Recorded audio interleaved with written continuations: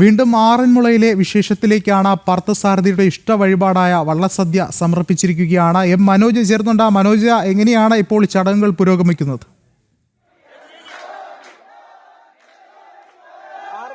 വള്ളസദ്യയുടെ ചടങ്ങുകൾ ആരംഭിച്ചു കഴിഞ്ഞു. 11 മണിയോടുകൂടി ഉദ്ഘാടനം കഴിഞ്ഞു. അതിനുശേഷം പള്ളിയോടങ്ങളെ സ്വീകരിച്ചു. ഇപ്പോൾ ഈ ക്ഷേത്രത്തിന് മുന്നിലേക്ക് ഓരോ കരക്കാരും എത്തി അങ്ങനെ വഞ്ചിപ്പാട്ട് പാടുകയാണ്. ആ പറയ്ക്ക് മുന്നിൽ നിന്നുകൊണ്ട്, ഈ പാർത്ഥസാരഥിക്ക് മുന്നിൽ നിന്നുകൊണ്ട് ആ വഞ്ചിപ്പാട്ടിന്റെ താളത്തിൽ അവരോരോരുത്തരും അങ്ങനെ ആ വള്ളസദ്യയുടെ ഭാഗമാവുകയാണ്. നമുക്ക് ആ വഞ്ചിപ്പാട്ടിലേക്ക് തന്നെ പോകാം.